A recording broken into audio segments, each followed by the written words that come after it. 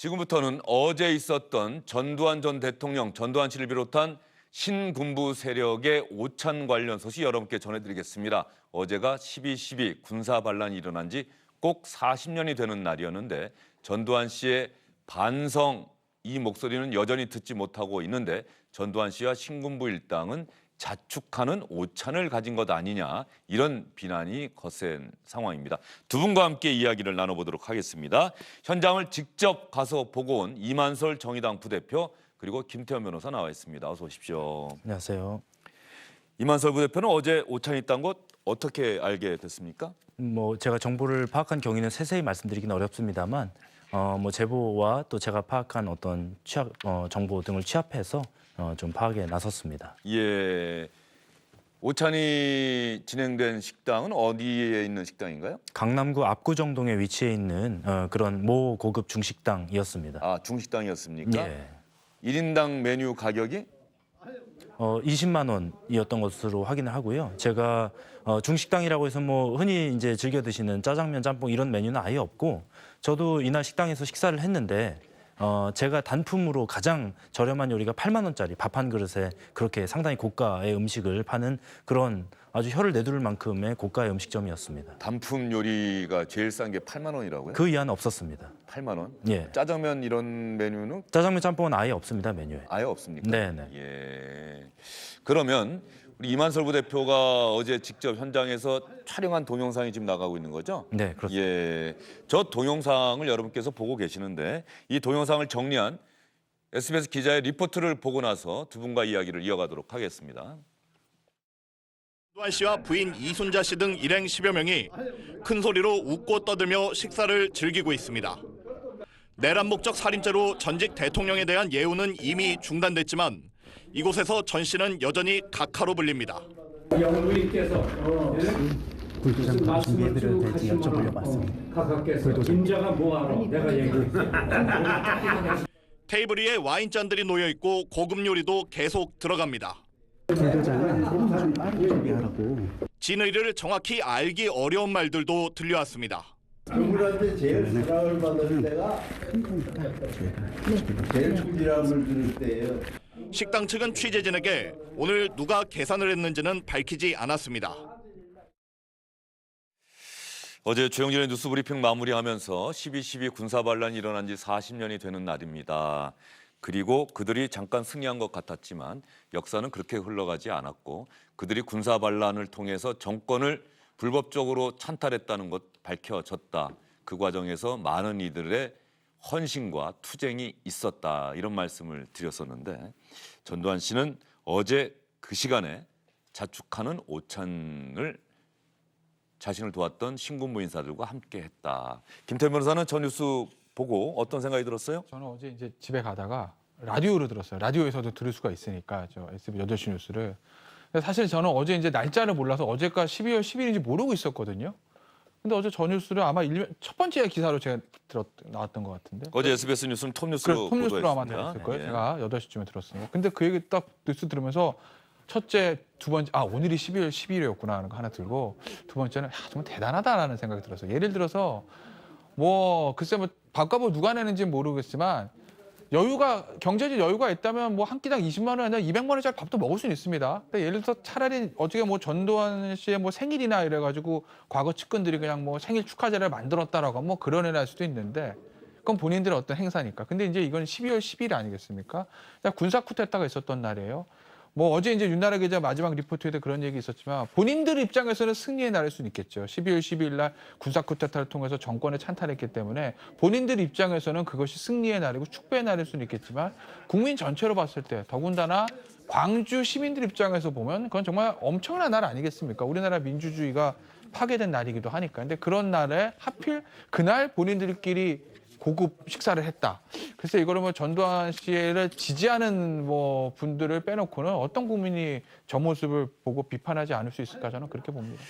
조금 전에 김태현 변호사가 이야기를 마무리할 때 잠깐 화면에 등장한 사람 저도 알 것 같습니다. 최세창 씨 같아요. 네. 어제 저 자리에 참석했던 12.12 군사 반란에 가담했던 인사는 누구 눈에 보였습니까? 어제 저 자리에 총 10명 있었습니다. 예. 네, 남성은 전두환 씨 포함해서 5명, 그리고 이순자 씨 포함해서 이 남성 참석자들의 부인으로 추정되는 분들이 쭉 이렇게 10명 있었는데 제가 현장에서 확인한 것은 말씀하신 대로 최세창 지금 화면에 나온 그렇습니다. 예. 12.12 쿠데타 당시에 3공수여단장을 맡고 있었던 최세창과 그다음에 정호용 전 특전사령관 이렇게 12.12 당일과 또 5.18 광주 항쟁을 진압했던 그 핵심 라인들이 어제 전두환과 함께 있는 것을 확인했습니다.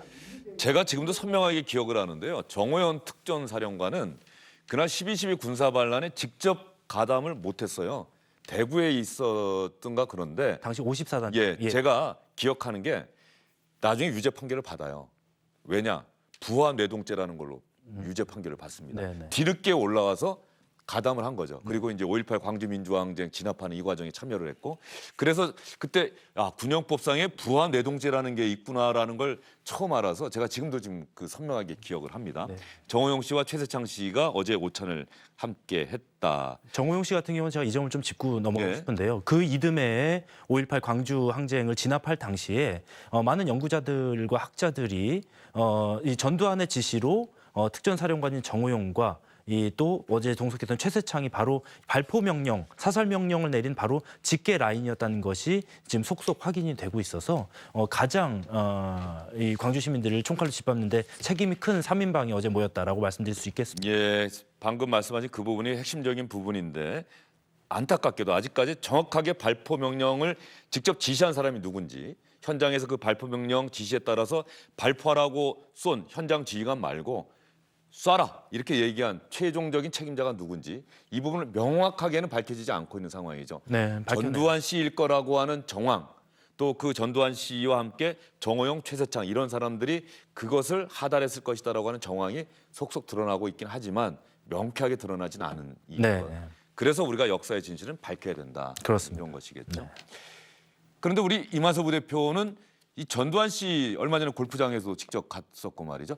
왜 전두환 씨 문제에 이렇게 집중하게 된 겁니까? 아무도 그러라고 얘기는 안 했을 것 같은데. 아시다시피 제가 서대문 구의 의원인데요. 저희 이제 관할 거주자 중에 한 명이 전두환 씨인데 저는 서대문 구의원으로서 31만 서대문 구민 모두를 잘 모실 의무가 있습니다만 그중에 전두환 씨만큼은 절대로 그럴 수가 없다. 이 사람은 오히려 죄를 묻고 끝까지 이 단죄를 해서 많은 광주 시민들의 영령 앞에 좀 위안을 드려야 된다라는 그런 어떤 소명 의식이 있고 또 제가 속해 있는 당이 바로 정의당 아니겠습니까? 예. 저는 당명에 충실하고 있다 이렇게 말씀드리고 싶습니다. 예. 이만서 부대표가 어제 현장에서 직접 취재도 하고 그러는 상황에서 질문도 하고 12.12 군사 반란에 대해서 전두환 씨에게 또 준엄한 내용의 질문도 던졌는데 동석한 사람에 의해서 입이 틀어막히는 그런 상황도 겪었다고 하는데 영상 한번 확인해 보겠습니다. 우리가 우리한테 제일 사랑을 받을 때가 큰 거니까 저희가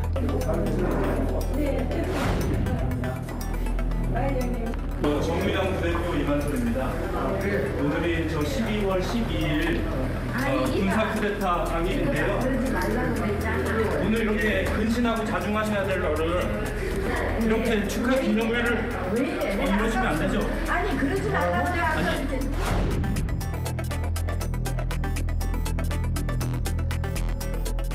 여성분이 입을 막았는데 혹시 어떤 분인지는 그 참석자 중에 이제 한 분, 그러니까 저 남성 참석자의 아내로 추정이 됐는데 남성분들은 비교적 얼굴을 특정하는 게 그렇게 어렵지가 않은데 예. 여성분들은 알려진 분들이 아니다 보니까 누구신지는 제가 좀 아직 확인 안 됐습니다. 근데 일단 지금 이 술이 또 다들 이렇게 좀 이렇게 한숨배가 많이 돌아가지고 굉장히 취기가 다들 오른 상태에서 저렇게 저에게 이제 함부로 좀 하대를 하면서 전두환 씨에 대해서 접근이나 대화 자체를 아예 틀어막고 그래서 제가 지난번에 골프장에서는 골프채로 맞으면서도 제가 할 얘기는 웬만큼 충분히 다 했는데 어제는 뭐 첫 문장을 채 끝나지도 못하고 그렇게 황급히 전두환 씨는 자리를 떠나고 저는 그대로 제지를 당한 상황이었습니다.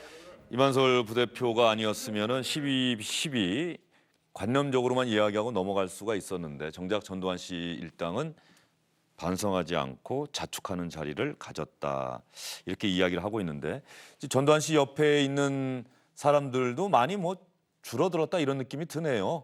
처음에 감옥에 들어갔다가 사면복권돼서 석방이 되고 네. 그 다음부터 있었던 과정 보면 그때 그 고향 합천 내려가고 그랬을 때는 정말 많은 신군부 인사들이 함께 다녔었거든요. 그러니까 전두환 씨의 어떤 행적들이 간간히 보도되잖아요. 그러니까 제가 아마 90년대니까 이제 사면대관청 기사를 제가 본 기억에 보면 당시 여름 휴가 같은데 우리 이제 강원도에 모 스키장이 있습니다. 이번에 평창 쪽에 있는 그 스키장의 호텔을 뭐 객실을 엄청나게 많이 빌려가지고 측근들하고 여름에 가서 골프 치고 휴가를 지내고 왔다 이런 것들이 보도가 됐던 기억이 나요. 그러니까 그때 보면은 10명이 아니라 굉장히 많은 인원이 한 30-40명 정도 되는 일행들이 있었다라는 어떤 보도가 있었던 걸 제가 본 기억이 나거든요. 그때에 비하면 뭐 10명이라고 그러면은 사실 좀 줄어든 건 맞죠.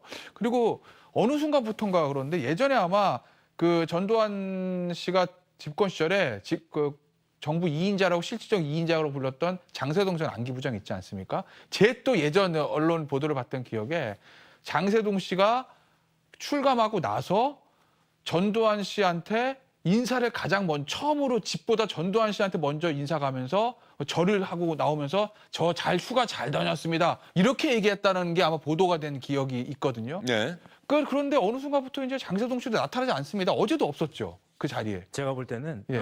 기력이 충분히 되고 예. 건강 상태가 양호한 사람들끼리 어제 모인 게 아닌가라는 추측도 예, 했습니다. 이제 신군부 인사들이 다 나이가 많이 들고 그래서 기력이 좀 떨어진 사람들도 있을 것이고 그러나 전두환 씨는 본인이 치매, 알츠하이머를 앓고 있다라고 분명히 밝혔는데 골프장에서 골프를 치고 어제 오찬 자리에서도 건강에는 문제가 없어 보였다. 혹시 이만솔 부대표를 기억하는 눈빛이던가요? 어떤가요? 일단은 뭐 오찬도 그냥 오찬이 아니라 2시간을 와인도 뭐 종류별로 섞어 마시면서 아주 건하고 떠들썩하게 오찬을 낮 시간대도 임에도 불구하고 그렇게 진행을 하는 그 체력 자체가 일단은 저는 놀라웠고 그리고 좀 전에 영상에서 보셨습니다만 주변에 동석자들이 이 식당이 2층에 있습니다. 그러니까 엘리베이터를 타십시오라고 주변에 이렇게 권유를 했음에도 불구하고 본인이 굳이 계단을 이용해서 내려왔어요. 근데 옆에 보면 난간을 붙잡고 내려오는 모습을 보실 수 있는데 이게 지금 거동이 불편해서가 아니라 전두환 씨가 상당히 과음을 했습니다, 이날. 와인을 굉장히 많이 마셔가지고 예. 취해 있는 상태로 저는 봤습니다. 그리고 제가 이제 뭐 식사할 때는 밥 먹을 때는 뭐도 안 건드린다고 하지 않습니까? 그래서 제가 식사를 다 마치고 식당에 나올 때까지 기다렸다가 1층에서 이렇게 조우를 했는데 예. 제가 정의당 부대표 이만솔입니다라고 신분을 밝히고 가까이 다가가니까 그래 이런 식으로 저를 좀 알아보는 듯한 그런 인상을 저는 가까이서 느낄 수 있었습니다. 예, 알겠습니다.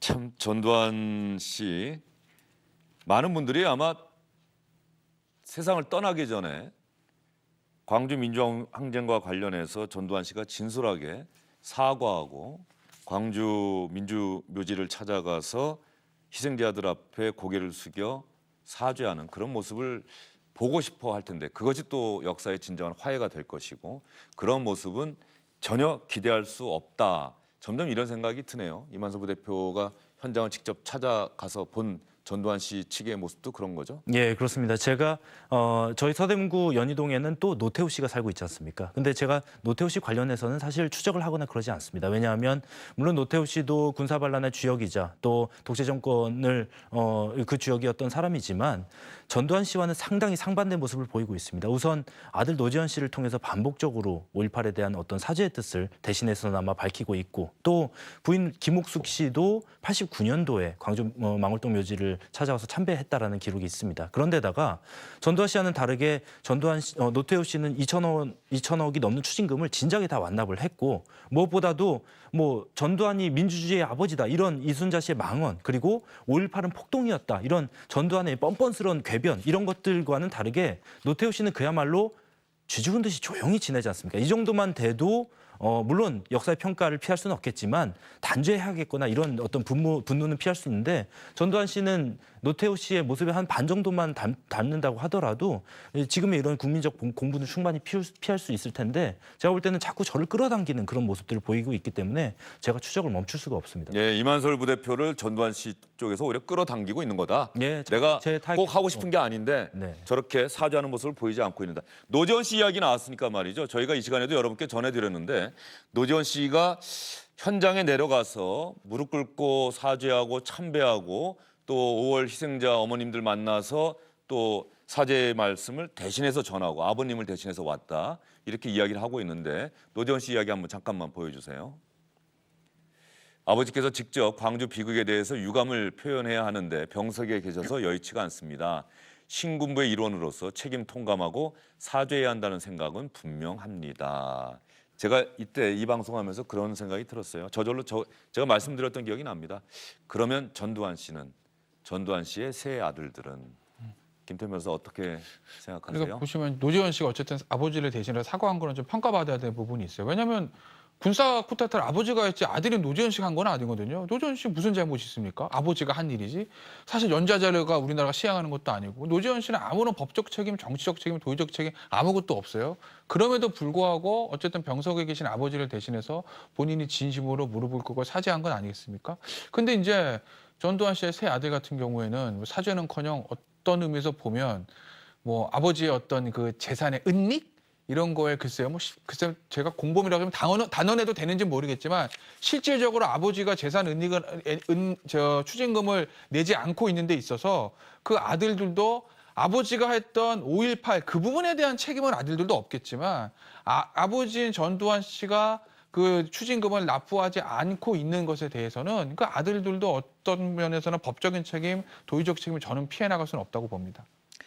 어제 오찬 모임과 관련해서 전두환 씨 측 민정기 비서관은 언론에 이렇게 이야기를 하고 있습니다. 주영진 뉴스브리핑팀에서도 전화 통화를 해봤는데 어제 오찬은 친목 모임이었다. 12.12 군사반란 40년을 기념하는 자축 오찬이 아니었다. 이렇게 이야기를 했습니다. 전직 대통령이 가까이 지내는 분들과 식사 모임 갖는 일이 무슨 이유로 언론의 관심사가 되는지 묻지 않을 수 없다. 이렇게 이야기를 했습니다. 민정기 비서관 저도 예전에 전두환 씨 취재할 때 자주 연락하던 사이여서 어제 저한테도 연락이 왔었는데 제가 전화를 못 받았었거든요. 아마 보도자료를 내겠다 이런 내용이다 그 얘기를 하고 싶었던 것 같은데 그 보도자료 내용 보고서는 이만수 부대표는 또 어떤 생각이 들었습니까? 예, 저도 입장문을 꼼꼼히 봤는데요.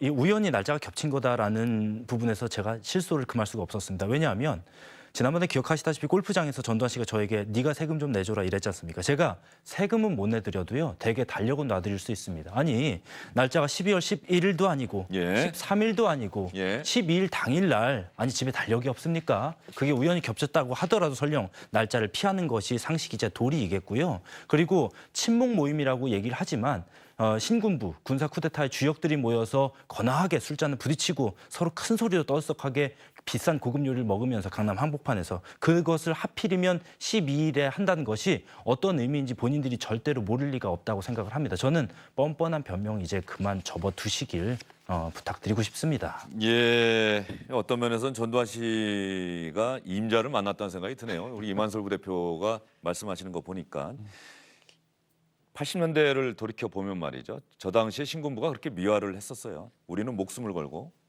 나라를 지키기 위해서 정승화 당시 육군 참모총장이 12.6 그 상황에서 어떠한 역할을 했는지 분명히 수사를 해야 되기 때문에 우리는 목숨을 걸고 12.12를 일으킨 것이고 다행히 우리가 이겼기 때문에 이 나라가 안전하다 이렇게 주장을 했었는데 역사의 법정에서는 분명히 군권을 불법적으로 장악하고 나아가 정권까지 찬탈했다라고 하는 군사반란과 이런 혐의, 내란 혐의가 다 인정이 됐어요. 이 부분을 왜 아직까지도 인정하지 않고 있는 건지. 그러니까 뭐 예전에 뭐 한때 뭐 성공한 쿠데타는 처벌하지 않는다 뭐 이런 얘기도 있긴 했지만 보세요. 우리나라에 쿠데타가 두 번 있었어요. 5.16이 있고 12.12가 있었어요. 뭐 평가는 각자 다를 수 있겠지만 5.16은 사실 어찌됐건 간에 뭐 이 경위 어찌됐건 간에 법적으로 문제된 건 아니거든요. 근데 12.12는 어찌됐던 뭐 본인들은 뭐 어떤 의도를 가지고 있을까 다 떠나서 어쨌든 그거는 대법원에서 확정 판결 난 건 아니겠습니까? 법적으로 내란이다. 이렇게 정리가 된 거예요. 그렇기 때문에 본인들끼리는 아무래도 그것을 미화하고 무슨 본인들끼리는 스스로를 뭐 자기 부정을 하지 않기 위해서 자 우리가 나라를 구했어라고 생각할 수도 있겠으나 본인들은 어쨌든 대한민국에서 공식적으로 12.12는 성공한 쿠데타가 아니라 내란 범죄다라는 것이 공식적으로 확인이 된 것이다라고 말씀드리겠습니다. 90년대 이미 확인됐습니다. 12.12, 5.18 그리고 거액의 추징금, 뇌물 혐의로 받았던 추징금에 대해서 전두환 씨는 국민들에게 사죄하기보다는 그때 자신의 변명, 자신의 이야기만 하고 있다. 이런 지적이 끊이지 않고 있는데요. 제가 영상으로 한번 모아봤습니다. 마당에 숨어난 게 있으면 마당 가서 파보면 되잖아. 저런 사람들이 나한테 대해서는 아직 감정이 안 좋은 거야. 내한테 당해보지도 않으놓고. 발포 명령 부인합니까? 천억 원 넘는 기증금과 고액 세금 언제 납부하실 겁니까? 한 말씀 해주세요. 네가 좀 해주라. 우리 광주 5.18 학살 책임에 대해서 한 말씀 해주시죠. 광주하고 내하고 무관한 있어.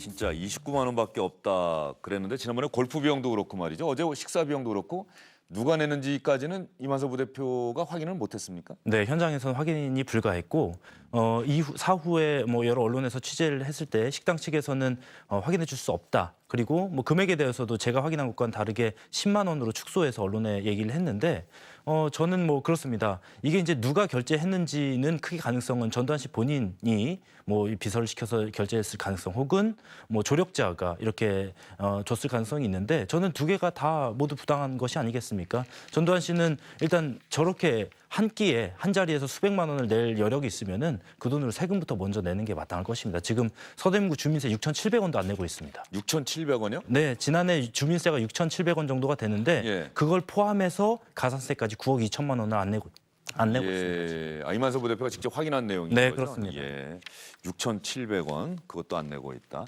그런데 전두환 씨가 다음 주인가요? 다음 주 월요일에 또 재판이 있는데 지난번에 한 번 갔다 온 뒤로는 계속해서 알츠하이머 증세 때문에 정상적인 재판 받기가 어렵다. 네. 다음 주에도 못 나간다 이렇게 이야기를 했는데 최근에 골프장 영상 공개됐고 어제 식사하는 영상 공개가 됐으면 재판부가 다시 한번 불러서 이건 아무래도 전두환 씨는 나와서 재판을 받아야 되겠다. 재판 받는데 별다른 문제가 없어 보인다라고 판단할 수도 있지 않겠습니까? 문제는 어떻습니까? 없죠. 제가 봐도 문제는 없는데 이제 재판부가 고민은 좀 있는 것 같아요. 그러니까 재판부가 지난번에도 무슨 얘기를 했냐면 내가 불출석을 허가했던 건 전두환 씨 알츠하이머 단순히 그 문제뿐만 아니라 왜냐하면 전두환 첫 번째 재판에 막 경호 인력이 동원되고 거기 시민들이 많이 모여들었잖아요.